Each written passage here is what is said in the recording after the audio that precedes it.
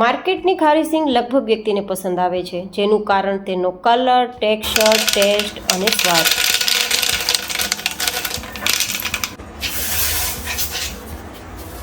આટલી ક્રિસ્પી હોય છે, સાથે કલર ઉપરથી વ્હાઈટ, અંદરથી બિલકુલ ગોલ્ડન અને ટચ કરતાં ફટાફટ તેના ફોતરા નીકળી જાય અને ફટાફટ દાણાના 2 ટુકડા થઈ જાય તેવી.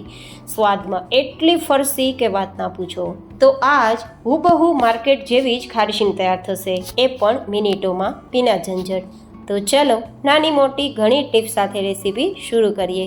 તો જેમના માટે આપણે 2 કપ જેટલા કાચા મગફળીના દાણા લેશું. તમે કોઈ પણ દાણામાંથી ખારી સિંગ તૈયાર કરી શકો છો, બસ દાણામાં કોઈ ખરાબી ના હોય તે ચેક કરીને લેવાના. હવે 2 કપ જેટલું આપણે પાણી લઈશું અને તેને ગેસ ફ્લેમ પર ગરમ થવા માટે રાખી દઈશું. આપણે ઢાંકી દઈશું, ગેસની ફ્લેમ મીડિયમ રાખી દઈશું. પાણી માત્ર ગરમ જ કરવાનું છે, ઉકાળવાનું નથી. પાણી ગરમ થઈ જાય પછી જે લીધેલા દાણા છે તેને મિક્સ કરી દેવાનું છે. અહીંયા એક ટિપ્સ ધ્યાનમાં રાખવાની છે કે જો આપણી માર્કેટ સ્ટાઇલ એકદમ વ્હાઇટ કલરમાં તમે જે જોઈ રહ્યા છો બાજુની સ્ક્રીનમાં તેવી સફેદ કલરમાં ખારી સિંગ તૈયાર કરવી હોય તો દાણાને આપણે મીઠું ઉમેર્યા વગર જ 2 મિનિટ ગરમ કરવાના છે. દાણાને બાફવાના નથી, છાલ ના નીકળે તેનું ધ્યાન રાખવાનું છે.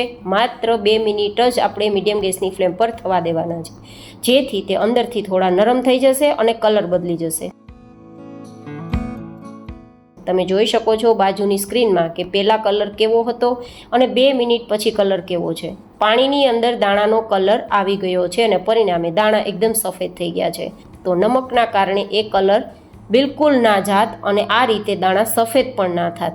તો આ ખાસ ધ્યાનમાં રાખવાની પહેલી ટિપ્સ છે કે નમક ઉમેર્યા વગર જ 2 મિનિટ માટે દાણાને મીડિયમ ગેસની ફ્લેમ પર આપણે થવા દેવાના છે.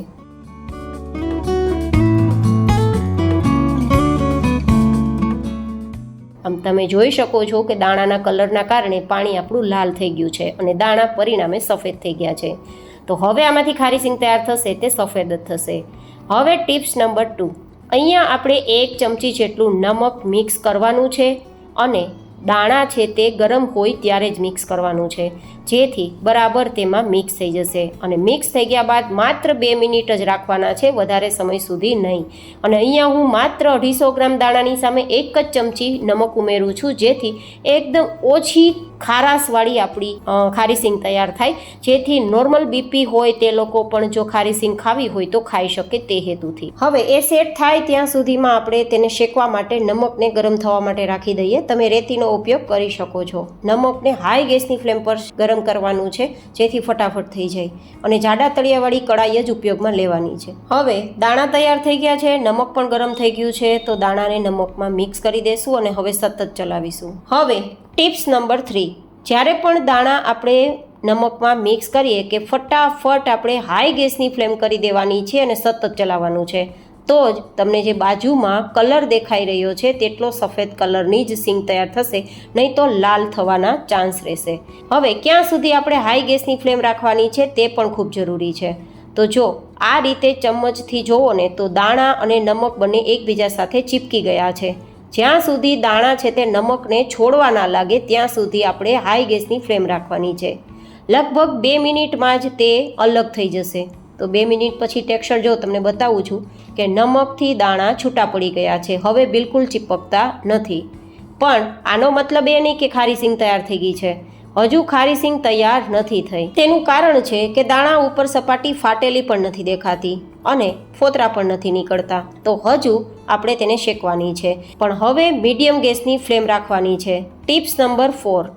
આટલી પરફેક્ટ કે ટચ કરતાં આપણે ફોતરા નીકળી જાય તેવી ખારી સિંગ તૈયાર કરવી હોય તો હવે આપણે જે 2 મિનિટ શેકીએ છીએ તે મીડિયમ ગેસની ફ્લેમ પર જ શેકવાની છે અને સતત ચલાવવાનું છે.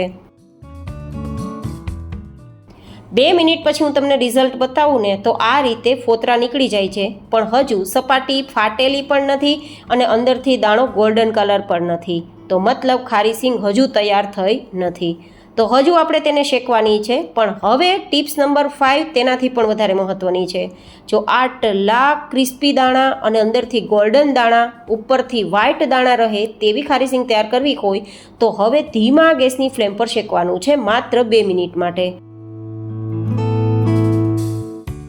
તો હવે 2 મિનિટ શેક્યા બાદ હું તમને ફરીથી રિઝલ્ટ બતાવું છું અને તે રિઝલ્ટ જોવા માટે થોડા ખારી સિંગના દાણા એક પ્લેટમાં લેશું, 1 મિનિટ માટે તેને ઠંડી કરીશું અને 1 મિનિટ પછી આ રીતે દાણાને આપણે ટચ કરતાં ફટાફટ ફોતરા નીકળે, અંદરથી કલર ગોલ્ડન આવે તેવું દેખાય ત્યારે સમજવાનું ખારી સિંગ તૈયાર થઈ ગઈ છે. અને બીજું કે આ જે દાણો છે તે જેવું ટચ કરો કે 2 ભાગ થઈ જાય તેવા ક્રિસ્પી પણ થઈ જવા જોઈએ, તો જ સમજવાનું કે ખારી સિંગ પરફેક્ટ તૈયાર થઈ છે. તો આજ મેં તમને ક્યારે હાઈ ફ્લેમ રાખવાની, ક્યારે મીડિયમ ફ્લેમ રાખવાની, ક્યારે લો ફ્લેમ રાખવાની, કઈ રીતે શેકવાનું તે ઘણી નાની મોટી ટિપ્સ બતાવી છે. તમે સાંભળો. આટલો ક્રિસ્પી અવાજ પણ આવે છે, મતલબ હવે ખારી સિંગ તૈયાર થઈ ગઈ છે. તો હવે તેને આ રીતે નમકમાંથી બહાર કાઢી લેશું અને આ નમકને ફરીથી રીયુઝ પણ કરી શકો છો ઠંડુ થઈ ગયા બાદ સ્ટોર કરીને.